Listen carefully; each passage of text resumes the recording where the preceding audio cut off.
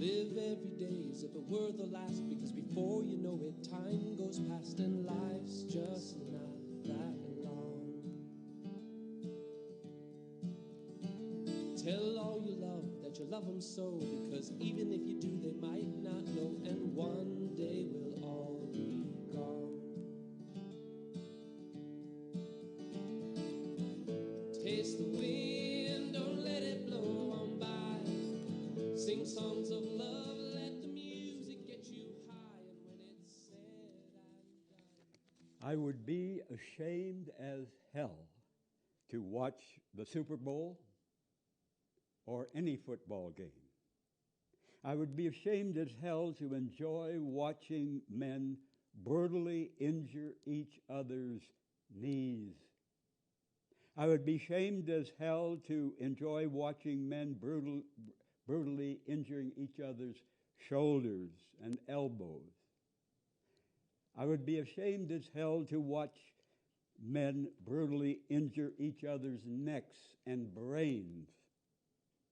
Many former football players suffer from concussions, causing severe headaches, Alzheimer's, depression. Many former football players suffer from concussions causing alcoholism, other drug addiction, violence toward family and friends, and suicide. The donated brains of 110 out of 111 dead former NFL players had serious brain disease, 110 out of 111. Is encouraging boys and men to play football less harmful than addicting them to cigarettes, booze, heroin, cocaine?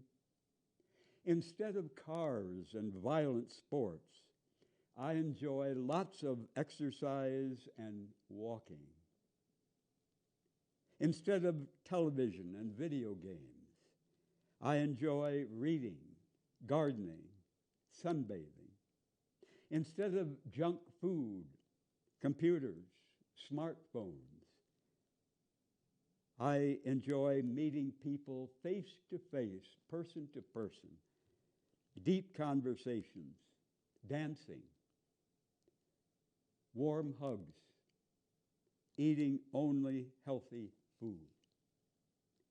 Too much sitting is as bad, as unhealthy as smoking cigarettes. The only material possession we each have from birth to death is our body. The only body we can ever have. No other material possession can give us more misery or more pleasure. I aim for healthy pleasure. Why suffer? Often when two men get into physical fights, one or both men are sexually attracted to the other, but they cover up their attraction by hitting the body they are attracted to. 9-year-old Johnny goes to Sunday school. His sincere, kind teacher, Mary, loves all the children in her class. And this Sunday, Mary teaches Jesus' words, "Whatever you ask in prayer, you will receive if you have faith." Johnny's dad is alcoholic. Johnny's dad beats and curses Johnny's mother most nights. And this Sunday night, Johnny's dad is especially mean and crazy. He pulls out a gun, threatening Johnny's mother. Johnny prays with all his heart, "Dear God, stop my drunk dad from killing my mother. I believe you can, God." And minutes later, 9-year-old Johnny screams when Johnny's dad shoots Johnny's mother in her head and kills her. Does Johnny ever again believe what his kind, sincere teacher Mary says about God and Jesus? Does Johnny ever again go back to Sunday school? Does his teacher Mary, when she hears about this awful tragedy, still believe and teach the verse she taught that Sunday? "Whatever you ask in prayer, you will receive if you have faith"? Does Mary eventually stop believing in God as a loving, all-powerful parent God who helps all those who desperately pray for help? Does Mary slowly come to see that much of religion, not just the Bible and Christianity, is feel good, make believe, bullshit? Sadly, I, Don Schrader, swallowed and spread false advertising for God for many years as a Sunday school teacher, as a preacher in Virginia and Illinois. If Jesus actually lived, if he taught that God is a loving, all-powerful parent God who will help all who pray for help in desperate situations, Jesus was sadly deluded about God and reality. No matter how well-meaning, no matter how sincere he was, it just ain't true. Hundreds of millions of people for thousands of years have prayed desperately for help from war, starvation, cancer, addiction, tornadoes, hurricanes, floods, earthquakes, rape, family violence, and much more, and received no help. None. Zero. I wish we had a fair, loving, all-powerful parent God who helped all who fervently prayed for help. I wish after death we would be together again with all our loved ones. But I refuse to swallow feel good, make believe bullshit. I was strongly attracted to my dear friend Daniel in his 20s. He knew I'm gay, and he knew I was attracted to him. And one day he called me into the room where he was sitting. He had a magnificent, naked heart-on. He was offering himself to me, but I did not have sex with Daniel. And later I explained to him why I did not have sex with him. I told him I was very attracted to him, but I knew how changeable he was. I did not want him feeling ashamed and guilty after sex with me. I did not want him to feel bad toward me as his friend. I did not want him to feel bad about himself and about sex with me. And sadly, many men feel ashamed and guilty after they orgasm and come in sex with a man. And some may go crazy and beat up the gay or bisexual man they had sex with, or even kill him. I want any male friend I have sex with to feel good afterward about himself, about me, about our sex together. A special good memory. I'm very glad to have sex with any single, healthy man who's attracted to me and to whom I'm attracted if he has no shame, no guilt about making love with men. Why spend hundreds of dollars on mattresses and springs to sleep on? A huge ripoff. My bed has had no mattress, no springs for many years. My bed is 2-inch thick wood boards right next to each other, and on top of those wood boards, I have folded sleeping bags and blankets to sleep on. Firm and very comfortable. I would not trade my bed for the most expensive mattress and springs in town. And many people suffer back pain, partly because their beds are not firm, often lumpy. Most stuff advertised is a ripoff to grab our money. And many times, we can find other ways to do something even better, or at least as good, as the expensive stuff advertised. Why?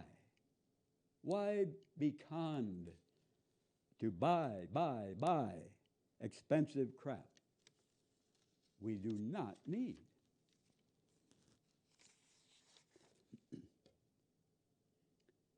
One powerful study involved 3 groups of rats. The first group were fed from birth raw fruits, raw vegetables, raw nuts, raw whole grains.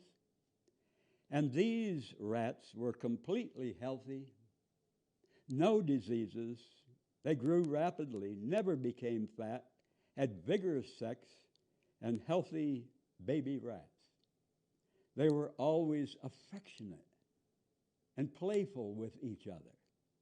And upon reaching an age equivalent to 80 human years, these rats were killed and autopsied. All their organs, their glands, their tissues appeared in perfect condition. No signs of aging or degeneration. The second group of rats were fed from birth cooked foods, including white bread, meat, milk, salt, soda, candy, cake, vitamins, medicines, etc. And these rats in the second group became fat and suffered from the same diseases most people suffer: colds, fevers, pneumonia, poor eyesight, cataracts, heart disease, cancer, arthritis, etc.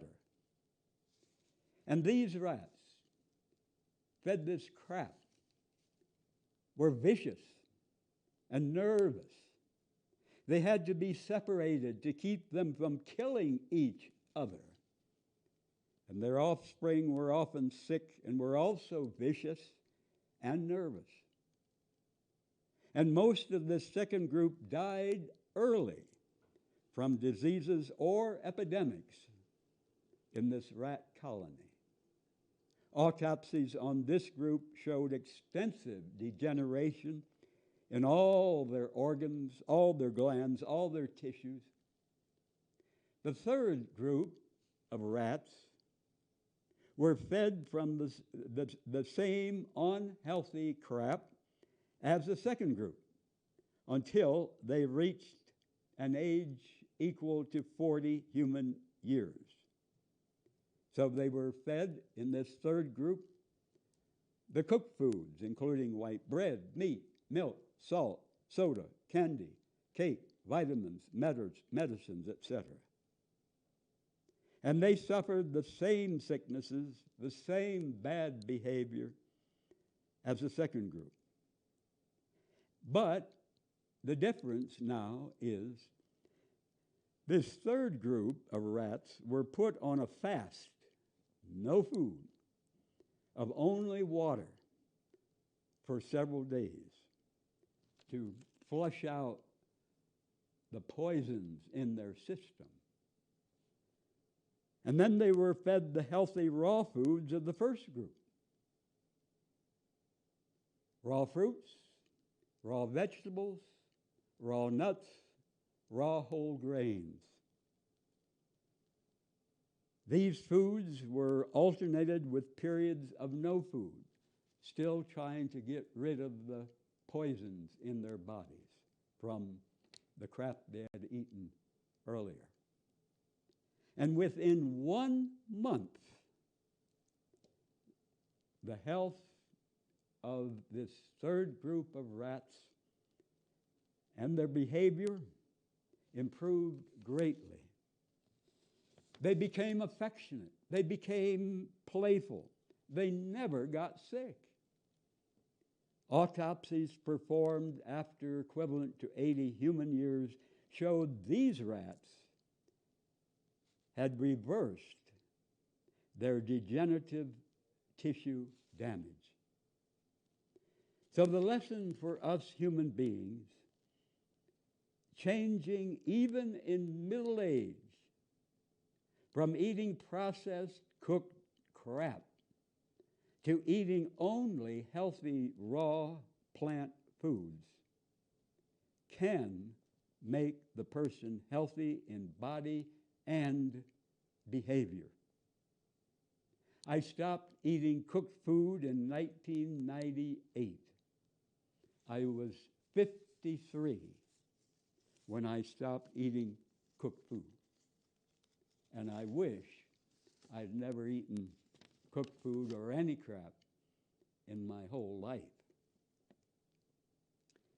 Only white men wrote and signed the original U.S. Constitution.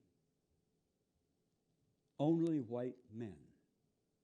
And most of them were rich. So it was mostly rich white men who wrote and signed the original U.S. Constitution. And some of them bought, sold, owned, enslaved black people. No women, no blacks, no poor people wrote and signed the original U.S. Constitution. No Latinos, no Jews, no Muslims, no Native Americans, no Asian Americans, no people openly gay or bisexual wrote and signed the original U.S. Constitution. The original U.S. Constitution said nothing to stop the buying, the selling, the owning of enslaved black people. The original U.S. Constitution said nothing to make sure women, people of color, and poor people had the right to vote. The original U.S. Constitution said nothing to stop the U.S. mass murder of Native people and the stealing of their homelands. The original U.S. Constitution said nothing to protect our Mother Earth. The original U.S. Constitution was written by and for mostly rich white men. So U.S. white male supremacy did not did not begin with the Ku Klux Klan, did not begin with Donald Trump.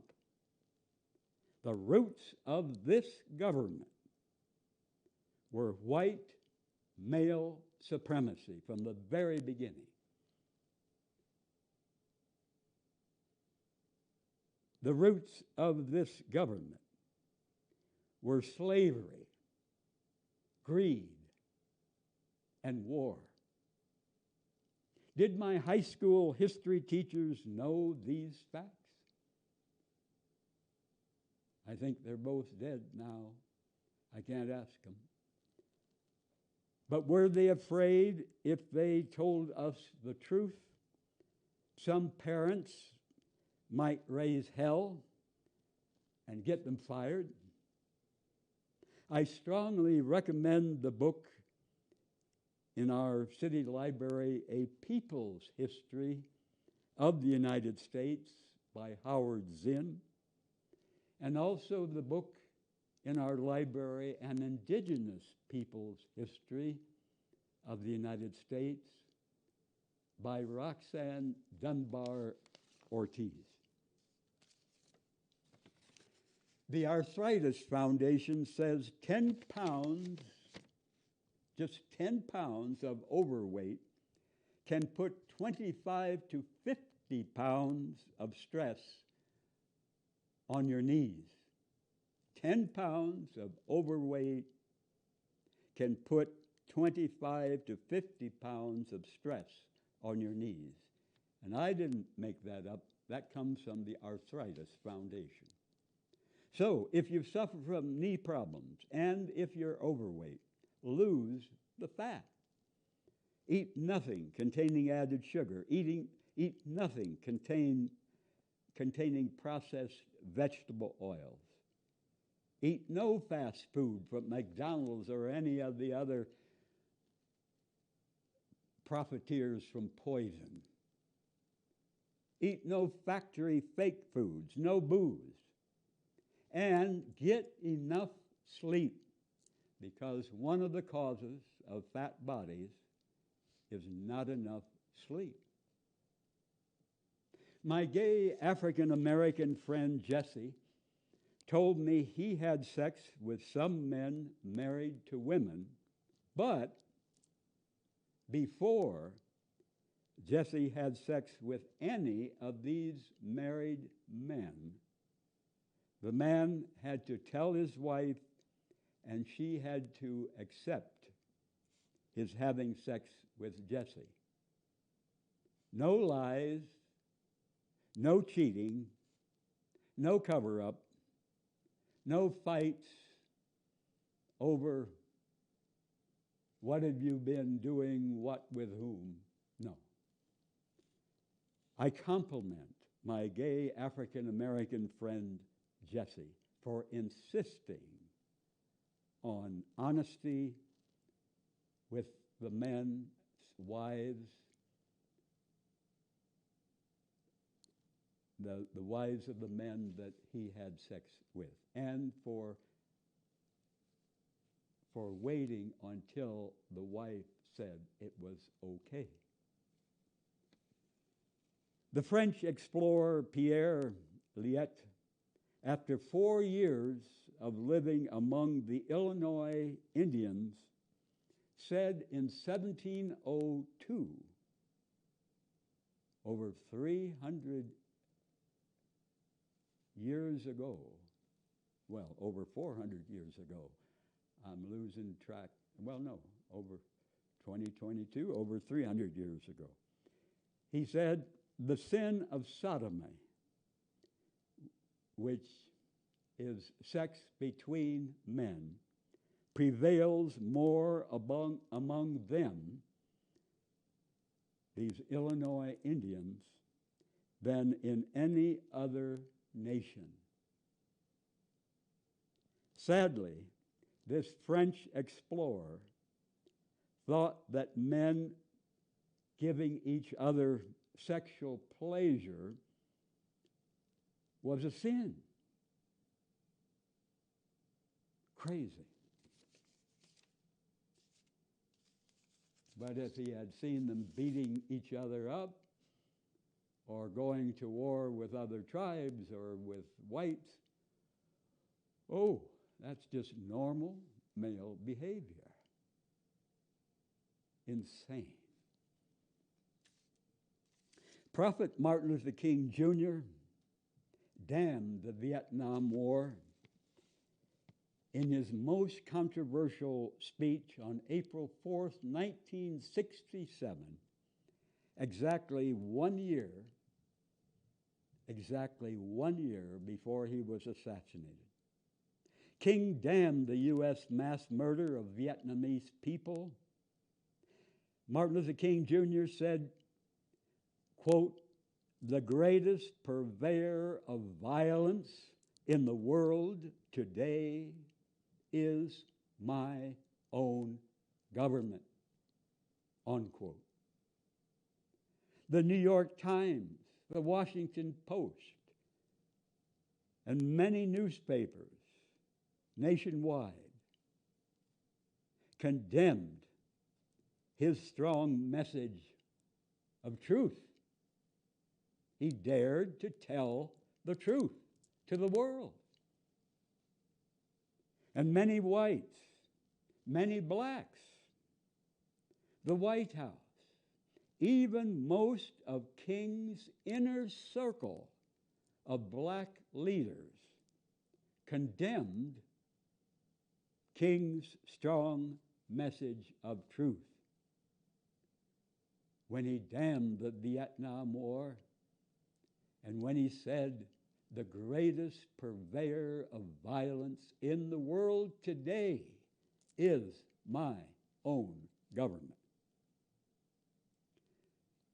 And especially after that, Martin Luther King suffered much hatred, many death threats.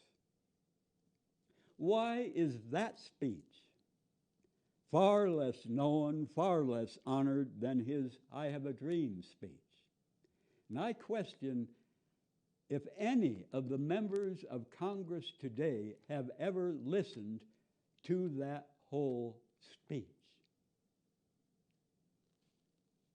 It is so powerful, so much needed, just as much today as it was when he delivered it. And sadly, most King celebrations today castrate King's message. Sadly, most King celebrations do not emphasize his strong stand against nuclear weapons. Hear that, Sandia Weapons Lab, Los Alamos Weapons Lab. Sadly, most King celebrations today do not emphasize his strong stand against the evils of capitalism and the U.S. empire and against that Vietnam War. Martin Luther King Jr. was a prophet. He was not a politician. He was not a rock star. Martin Luther King Jr. refused to silence his conscience. He refused to sell out his convictions to get the popular support of millions and the approval of the powerful. If anyone could have told me when I was a kid and in my 20s, addicted to ice cream, candy, cookies, pie, that at 76 now I would have only one tooth left, how could I have believed it? Would it have shocked me enough to have changed years earlier than I did finally change to eating only healthy food? If anyone could have told me when I was a kid and in my 20s addicted to sugar shit, that at 28 years old, I would have surgery on the retinas of both my eyes for a total of 23 holes and or weak spots in those two retinas. And that I would be terrified, absolutely terrified, of going blind. How could I have believed it? When I was a kid in our country one-room elementary school, I came home day after day and foolishly ate a big bowl of chocolate ice cream and chocolate cake.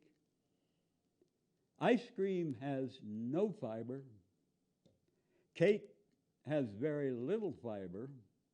And of course, both are flooded with damn sugar shit. So when I would shit, it was an agonizing ordeal, as close as males get to what many women suffer in giving birth. I did not know about eating lots of fiber to have easy, large shits. I did not know about squatting to shit instead of sitting to shit. My dear friend Roberto died of AIDS at 31 in 1999. My cemetery plot at the beautiful dirt cemetery, San Jose de Armijo, on the west side of Albuquerque, is very close. My plot is very close to where Roberto is buried. Roberto was not his real name, but that's what I called him. I met Roberto when he was 22. Roberto had a very difficult life. His mother was addicted to heroin. She disappeared when Roberto was in 6th grade. And as far as I know, to this day, Roberto's mother or her body were never found. And after she disappeared, his uncle took him. His uncle had sex with him. And sadly, his uncle also beat him. So much like what millions of women all over the world for thousands of years have suffered from husbands who have sex with them, but sadly also beat them. Sex and pain and bruises from the same man. That's crazy making. Horrible. Roberto got addicted to sniffing spray paint. He drank booze. He did other drugs. Roberto was bisexual. I do not know if any of his family ever accepted his sexual attraction to men. And many families have far less problem with their son or their brother boozing or sniffing paint or doing other drugs than if he enjoys sex and romance with men. Crazy. And much of the time, Roberto's life was cloudy. But sometimes the brilliant sunshine broke through the clouds in Roberto's life. And he said and did such precious things. Roberto stayed many nights at my apartment. He and I had sex many times years before he died. I wrote down many precious things that Roberto said and did. He dedicated a song to me on radio, "To Don, my best friend I love." Roberto thanked me for sharing sex with him. He told me he wished he could start life over and grow up without drugs. Roberto phoned me and said, "I love you," hugs and kisses. Roberto told me he looked at my photo when he masturbated. Another time he told me, "Think of me if you are masturbating or having sex." And when he was at the Presbyterian emergency room, I took him beans to eat, and back then, I was still cooking my food. He kissed me and he thanked me. I took beans to him when he was at the UNM hospital. He kissed me on the street corner. He had balls to show his feelings in public. He said, "We learn from each other's mistakes." In our last phone conversation in 1999, Roberto asked me to mention him on my TV program that I had back then. He and I told each other in that conversation on the phone, "I love you." Roberto was my dear friend.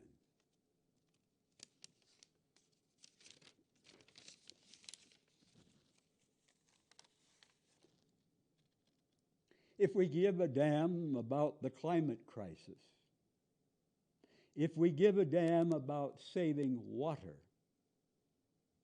if we give a damn about water pollution, about saving forests, stop eating all meat and dairy, cheese, milk, ice cream, eggs.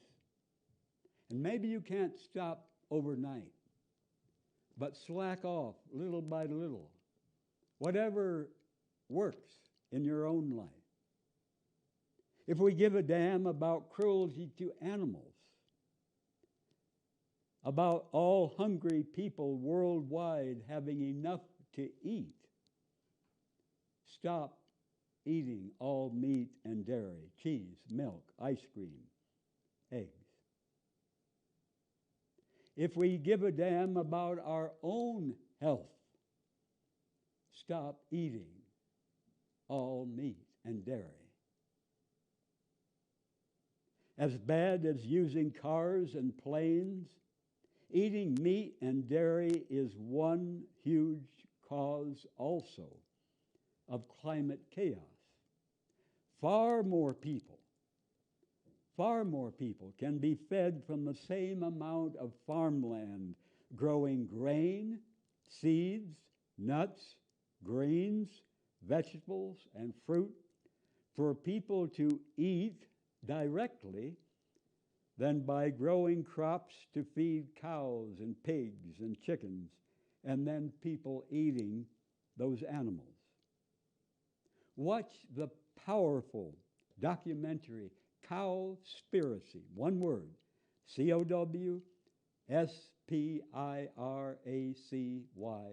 Cowspiracy, on Netflix or on DVD. My parents ran the oldest cattle and hog business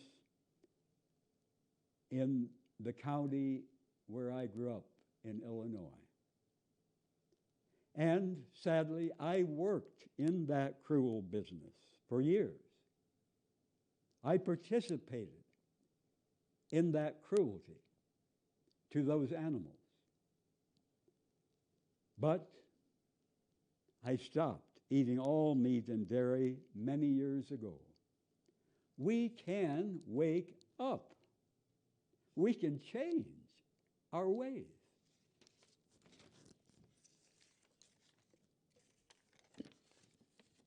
Millions of Christians and Jews for hundreds of years have loved the 23rd Psalm in the Bible. "The Lord is my shepherd, I shall not want. He makes me lie down in green pastures. The man who wrote that 23rd Psalm was David. And in the Bible, David was praised. Now, get this. David was praised for killing tens of thousands of people in other nations.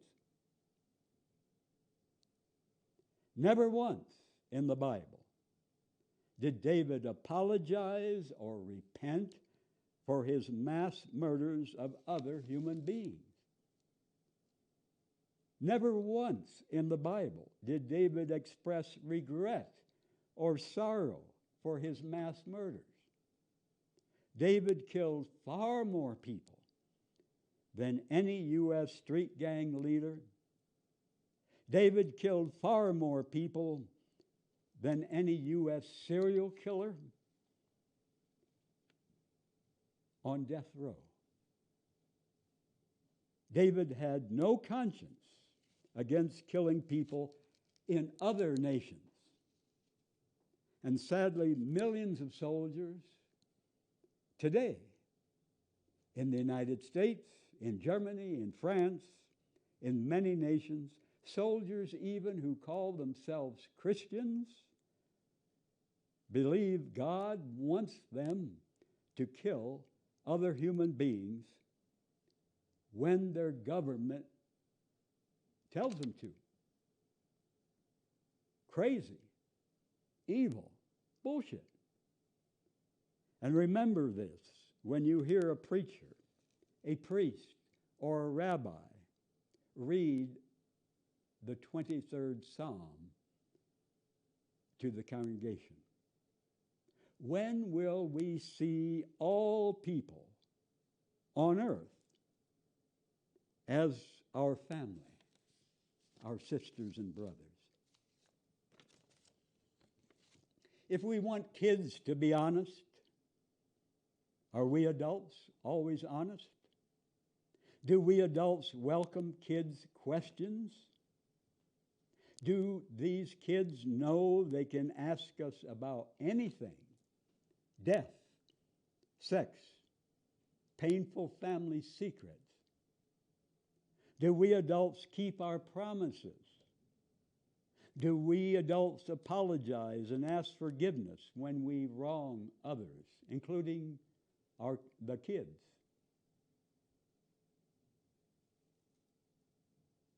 When there is no pandemic, do we warmly hug all who want our hugs? We all need hugs from birth to death. And children not hugged sometimes never heal their whole lives from that starvation for physical affection. Do we adults reject the junk food and the booze our friends offer us? Do we adults dance and celebrate life with no booze? Do we refuse to tell or to laugh at jokes putting down women, putting down gays, putting down transgender persons, putting down people of any color? Do we question deeply government, authority, our family history, our culture, religion? Do we see all people in the world as our family? Are face-to-face, heart-to-heart conversations always more precious to us than television or internet? Always confront me when I fail to walk my talk and when I wrongly offend you or anyone.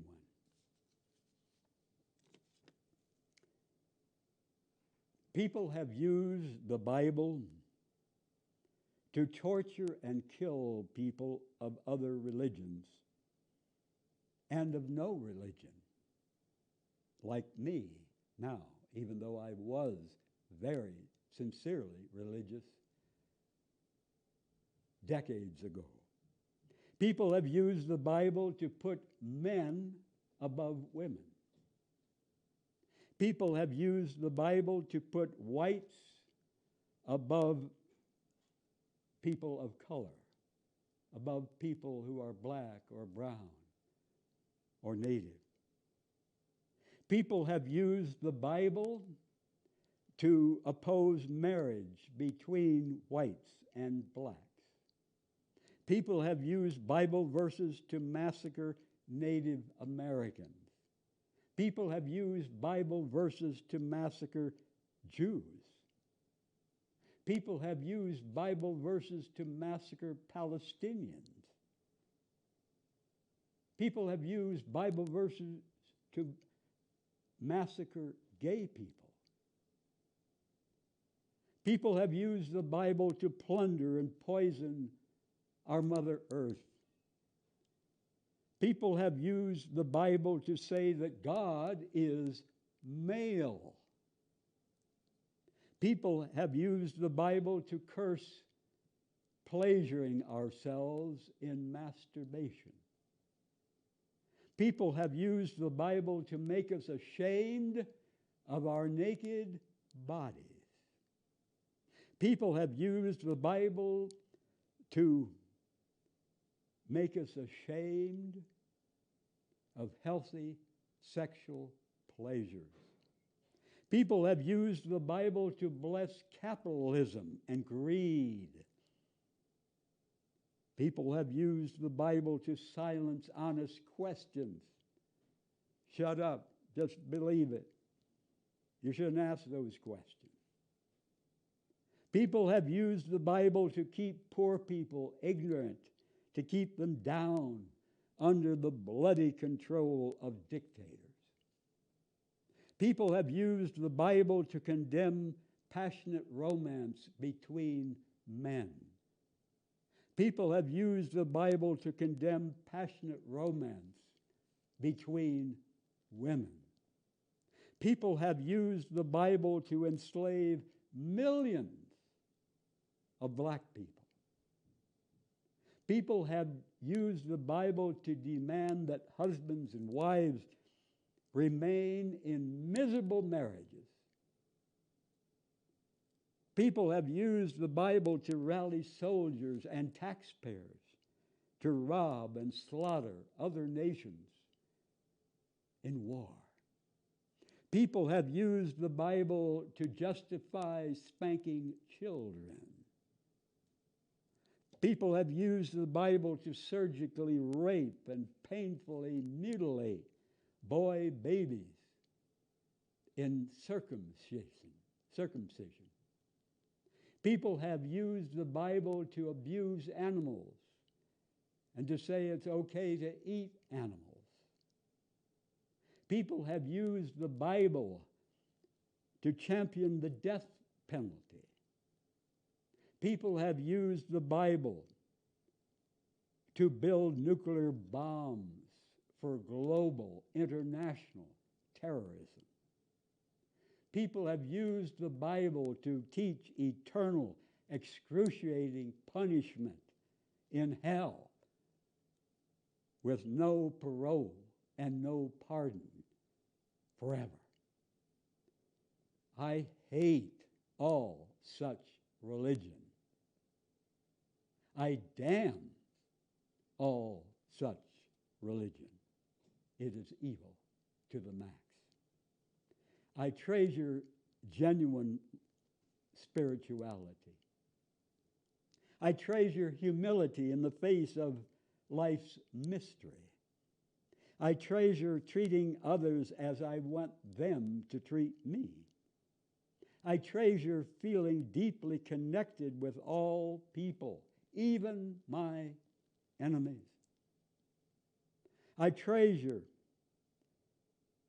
reaching out to learn, to feel, to love, to forgive, to ask forgiveness in this crazy, cruel, beautiful world. I treasure respecting the earth as our mother. I treasure celebrating affectionate, passionate sex. I treasure living the truth as best I see it, no matter how unpopular, no matter how controversial. A longtime member of Alcoholics Anonymous said, he drank for happiness, he became unhappy. He drank for joy, he became miserable. He drank for sociability, he became argumentative. He drank for sophistication, he became obnoxious. He drank for friendship, he made enemies. He drank for sleep, he woke up tired. He drank for strength, he felt weak. He drank for relaxation, he got the shakes. He drank for courage, he became afraid. He drank for confidence, he became doubtful. He drank to make conversation easier, he slurred his speech. He drank to feel heavenly, he ended up feeling like hell. From a longtime member of Alcoholics Anonymous.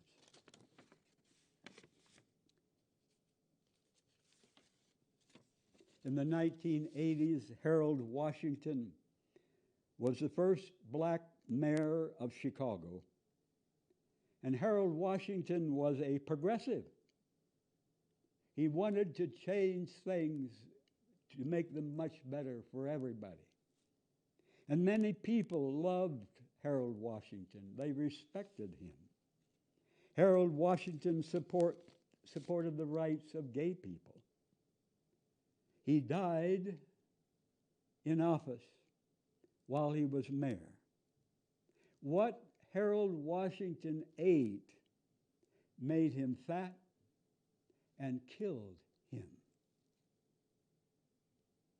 Otherwise, he might have lived many more years and made more good changes as mayor in Chicago.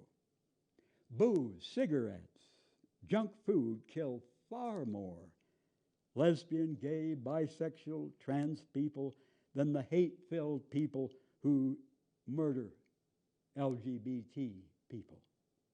Booze, cigarettes, junk food kill far more black and brown people than the hate-filled white supremacists who murder black and brown people. I drink no booze. I smoke no cigarettes. I eat no junk food. Why pay those filthy rich companies to make me sick, to kill me? Why should we make them filthy rich as they addict us to poison? Why commit slow suicide? Some religious people say when someone dies, God took him or her. I'm no longer religious, but even if you believe in God, do you really believe God caused someone to drive drunk, to crash and die on that particular day or ever? Do you really believe God caused a long-time heavy smoker to die of lung cancer? Do you believe God caused someone who hogged out on junk food for many years to die of cancer, diabetes, heart attack? If I jump off the tallest building in town, should my friends say, God took him? Many people use God took him or her to escape taking responsibility, to wake up and change their ways. They use God as the supreme cop-out. Live like hell. Doesn't make any difference. When God wants you, God will take you. That is crazy bullshit. As if they can blame the day of their death or any day on God who causes the person to die. Crazy. Stupidity.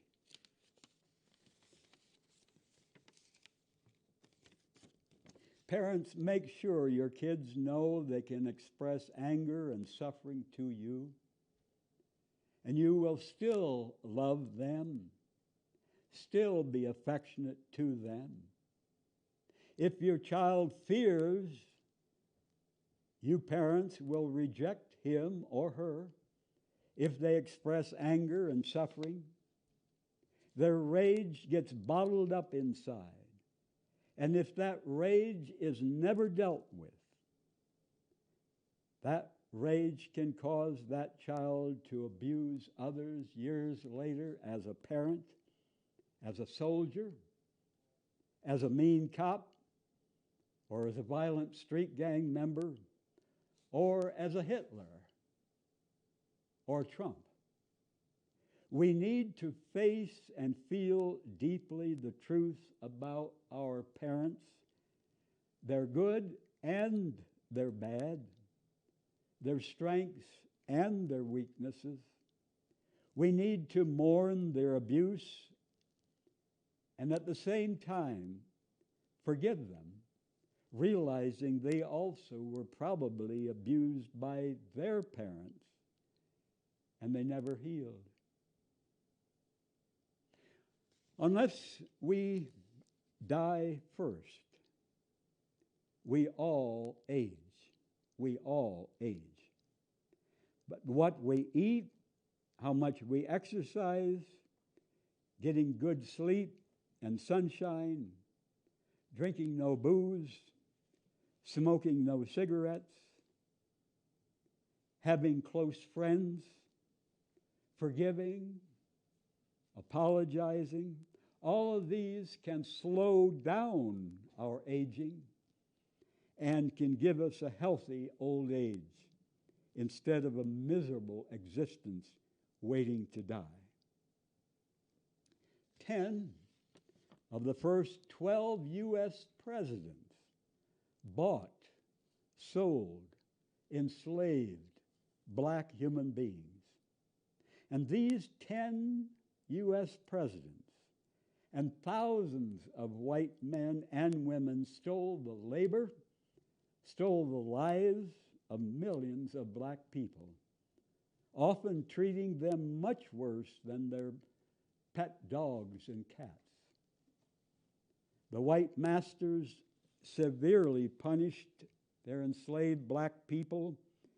If those enslaved black people tried to escape to freedom, or even if they began learning to read, whites lynched thousands of blacks for many years in 29 states. And sadly, most white preachers in the South did not have the conscience, the courage to condemn slavery publicly. And sadly, no verse in the Bible says slavery is evil. Have you ever heard that from a preacher or a priest? No verse in the Bible says slavery is evil. Sad, horrible. Good night. Taste the wind, don't let it blow on by. Sing songs of love, let the music get you high. And when it's said and done, you'll know the sun will shine on. And when it's said